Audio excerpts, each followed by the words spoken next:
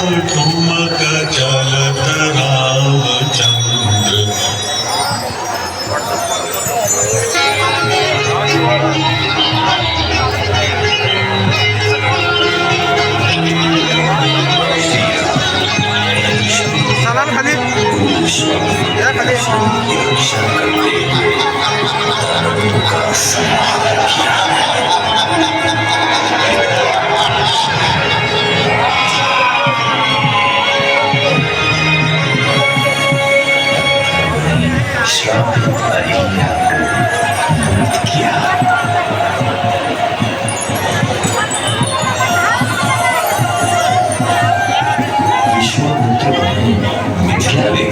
राजा जनक के दरबार में राजा जनक की पुत्री सीता का स्वयं जीतने के लिए वहां शिव धनुष उठाया था।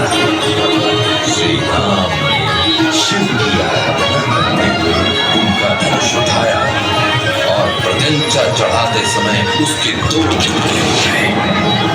धनुष के टूटने की भयंकर कठोर ध्वनि से धरती आकाश हिला और सीता ने उसका देख ली।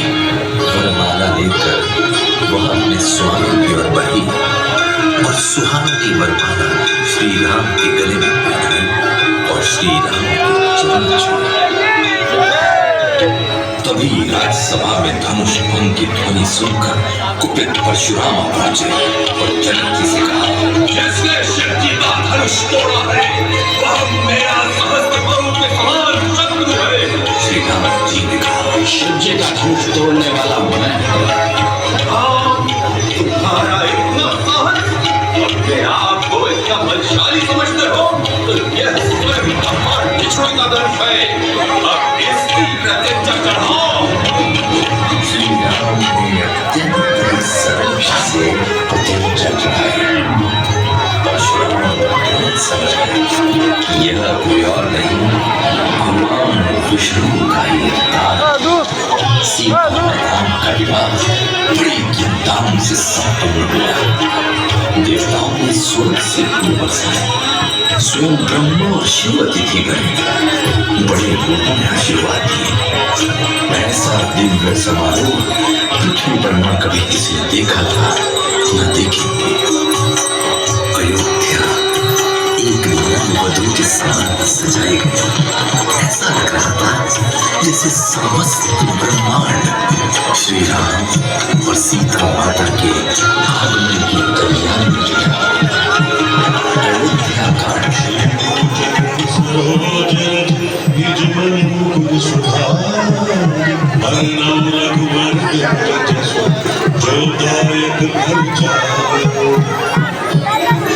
राजा दशरथ ने निर्णय लिया राम को अयोध्या नरेश बनाने का।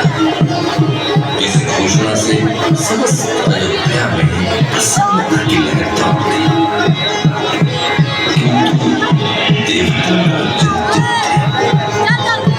श्री राम अयोध्या का उत्तरदायित्व लेने तो राम सरकार को करेंगे। माता सरस्वती के पास एक उपाय था।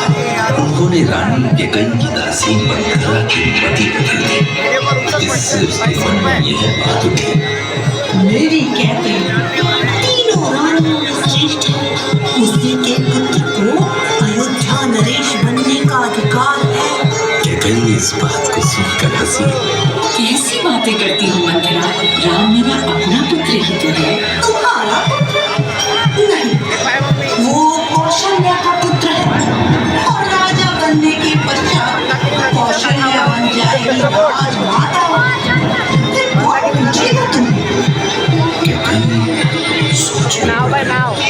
और जा पहुंची। जब कैकई के महल में प्रवेश किया तो भवन में उसकी दशा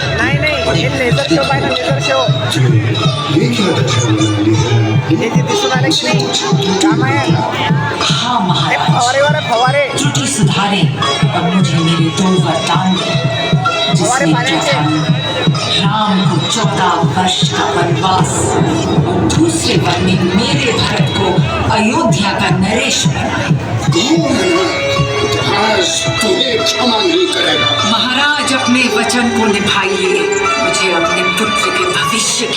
असं कमी करून काढा इतनी लागतं. कठोर न बनो कैकेयी, इतनी कठोर न बनो. दशरथ अंदर से टूट चुके थे। त्याचा लेझर पाहिला का कुठे?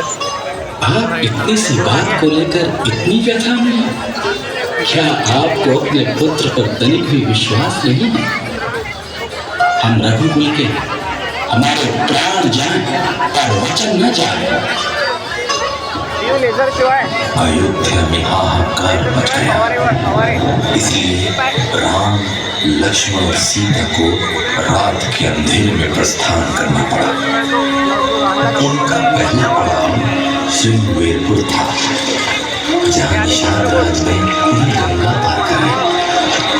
वहां से प्रयागराज होते हुए यमुना पार कर वे महर्षि वाल्मीकि महाराज से मिले एवं उनसे अपने निवास हेतु स्थान को पूछा, और उनके द्वारा बताने पर वाल्मीकि आश्रम से वे चित्रकूट आते हैं। वाह, कितना मधुर दृश्य है। इतने रंग बिरंगे फूल तो स्वर्ग में भी नहीं मिलेंगे। कितनी शांति है यहाँ। श्री राम, सीता और लक्ष्मण तृप्त थे अपने सरल एवं रमणीय जीवन से, किंतु अयोध्या ने जैसे शोक का चोला उड़ लिया था। राजा दशरथ राम के वियोग में स्वर्ग से धार गए। भरत राम को मनाने चित्रकूट पहुंचे। क्षमा कर दे भैया। नहीं भरत, तुम्हारी कोई त्रुटि नहीं है। तुम पिताजी की आज्ञा का पालन करो और अयोध्या लौट जाओ। भैया, अगर आप नहीं लौटते हैं तो अपनी पालिका मुझे दीजिए। आपके लौटने तक यही सिंहासन की शोभा बढ़ाएगी।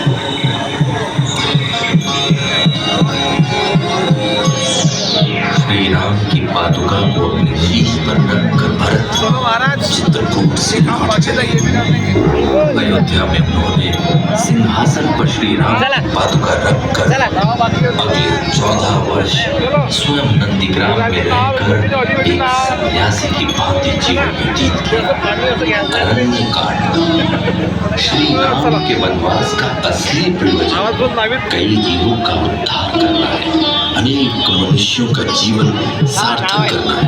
उन्हें यह भी आभास था कि यह वनवास एक महायुद्ध का उपक्रम है। सकल मुनि सन्मिधा कराई, सीता सहित चले दो भाई। अत्रि के आश्रम जब प्रभु गए, सुनत महामुनि हर्षित भयो।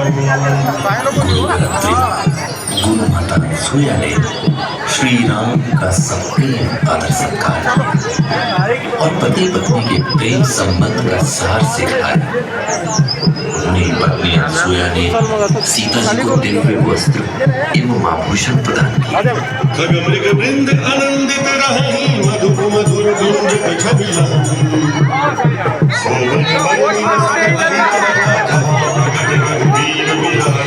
वनवास के दौरान गुरु अगस्त्य